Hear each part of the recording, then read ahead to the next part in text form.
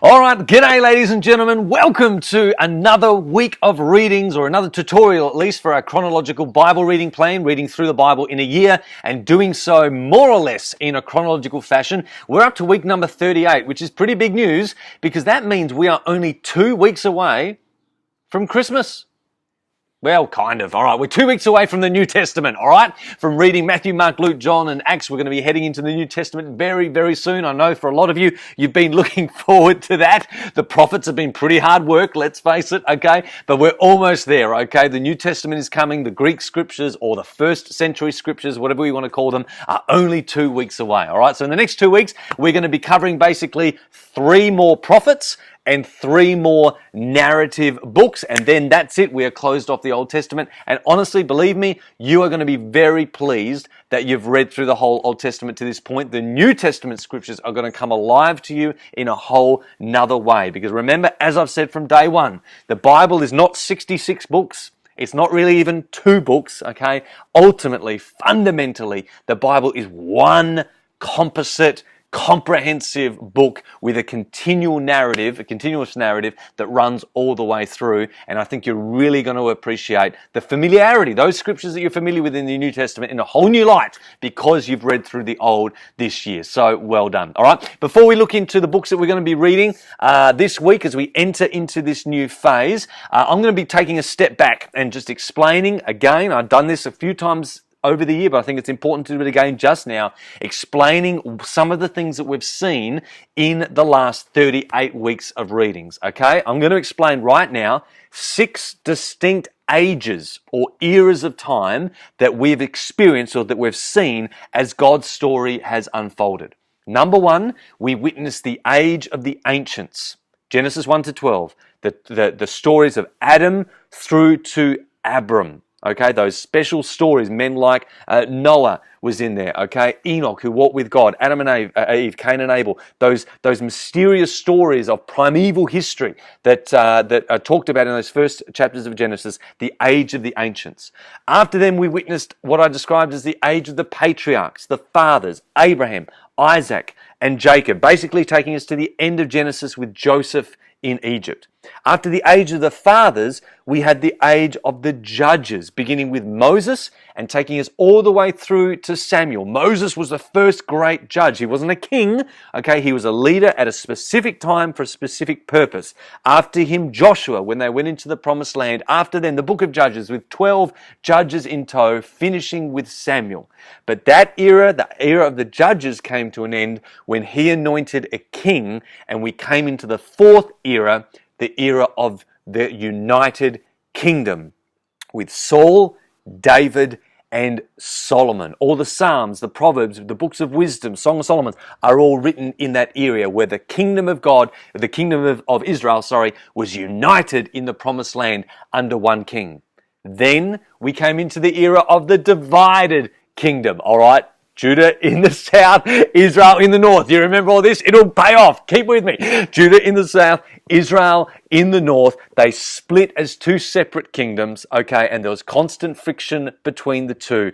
And this northern kingdom fell after 100 or so years to the Assyrians. The southern kingdom, sadly, fell as well to the Babylonian Empire because they didn't learn the lessons from the north. And both kingdoms were essentially destroyed, and this southern kingdom was carried away into Babylon, all right? And it's been in that era of the divided kingdoms a long time where all the prophets have come in, all but 3 of the prophets, because we've still got 3 left, but we've had a whole stack of prophets, 4 major prophets and 9 minor prophets, and they all have a similar theme. They've all been prophesying in that time, doom and gloom, destruction is coming because of your sin and breaking Moses' covenant that he made at Sinai.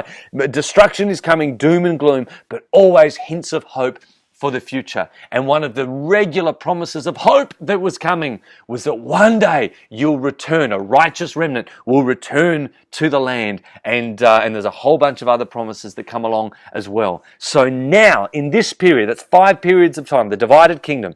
In this period of time, we have a whole new era, which I'll explain as the age of Judaism. Okay? It's the age from Cyrus, king of Persia, all the way to Jesus, or the age from the Babylon all the way to the baptizer. And in this age, this era of Judaism, we have three narrative books in our Bibles: Esther, Ezra and Nehemiah, and the last three prophets, Haggai, Zechariah, and Malachi. And largely, it is an age, unfortunately, of anticlimax. Okay? It's an age of form with no substance. It's an age of hope hinted at, but not fully realized, where God's people are putting his practice, are practicing his rules, but they aren't experiencing the glory of his presence. God is still with them in a general sense, but his glory has not been returned. And believe it or not, in this era, while it looks like the great hope is being realized, there's actually more promises that come of future, even more future disaster ahead of them. All right, this era of time that takes us all the way to Jesus is where the eventually, and after a few hundred years after the Bible closes, the cults or the sects or the Pharisees and the Sadducees and all that political thing arises that sets the tone to the world that Jesus will come into. So while we are about to read some great stories this week of return to the land, we start with great hope that everything the prophets have promised is going to come to pass. There's pretty well disappointing as we continue to read these 2 weeks. All right? But don't worry, Christmas is coming. Here we go. This week we're reading Ezra, the first 6 chapters, Psalm 137, and also 2 prophets, Haggai and Zechariah, which I'll mention in just a moment. Couple of quick things to note. Here we go. The book of Ezra. Basically, Ezra and Nehemiah were actually one book originally, okay? In the Hebrew Bible, they're actually called 1 and 2 Ezra. They're written probably by Ezra, the scribe, who's the same guy that wrote Chronicles, okay? Remember, we've already read Chronicles chronologically, but he wrote it at a similar time. Like Chronicles, it is very meticulous in the details and the structure. It's a very structured book.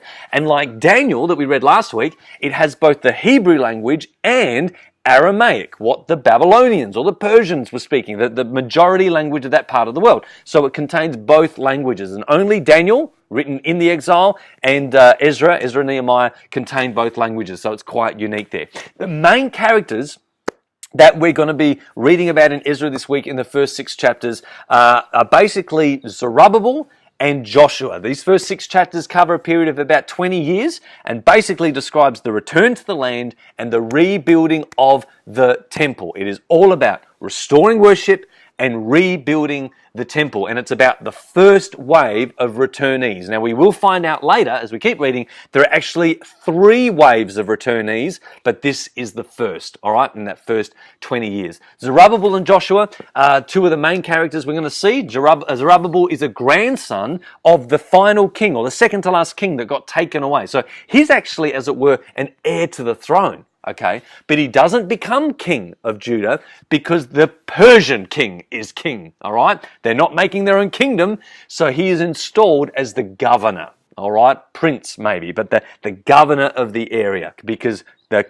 Persian king is king in that area. They're basically what we'd call a vassal state. All right, so he's established as the governor, and he also appears in the genealogies of Jesus, of course, because that royal line comes through. And then you've got Joshua, who's the high priest, and he basically is in charge of making sure all the priestly worship comes. You're also going to see some other key characters. There's a guy called Sheshbazzar, which may actually be Zerubbabel's father, another name, a Babylonian name possibly for Zerubbabel's father. It may actually be another name for Zerubbabel himself. We're not entirely sure. But anyway, that's Sheshbazzar. We're going to see the names of 3 Persian kings: Cyrus, Darius, and Artaxerxes. Okay, and Artaxerxes, interestingly enough, is mentioned this week, but he doesn't fit into the chronology yet. Just be careful.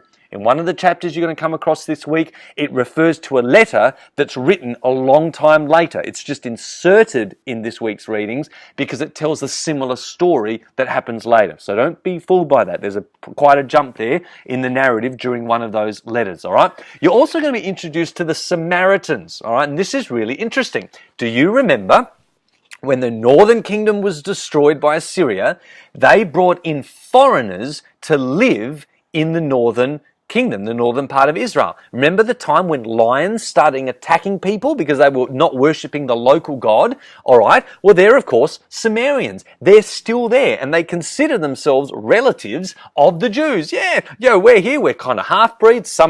We've kind of bred with Jews over the period as well. So let's help you. So they're the Samaritans, and this whole rivalry between true blood Jews and Samaritans is something that we see in the age of Jesus. So it's kind of important to notice that this week. And then, of course, finally, we've got the characters Haggai and Zechariah, who are prophets, and when the temple building is stalled for a period of time, they come in with words of encouragement and spark the whole thing off. So eventually, about 20 years later, our readings this week finish with the temple being built, a great celebration happening, music and song and dance and sacrifices, but no glory. Do you remember when Moses built the tabernacle? Solomon built the temple. At the inauguration day, the dedication day, God's glory came. It doesn't happen this time. It doesn't happen this time. Again, the temple, as great as it is, as great the hope that it is, there's a bit of an anticlimax that happens because God's glory endorsement is not there. Interesting. Let's keep reading. Then you're going to come to Haggai and Zechariah. Haggai is really straightforward, all right? Only 2 chapters. He prophesies for 3 months, brings a word of encouragement, and basically just tells them to put first things first. Really simple, not much to say about him. Zechariah is a little more complicated, 14 chapters, prophesies over 2 years. Some of his ministry is really straightforward and specific to the people he's talking about. Some of his prophecies are really general. You're not really sure where it fits into the whole historical picture.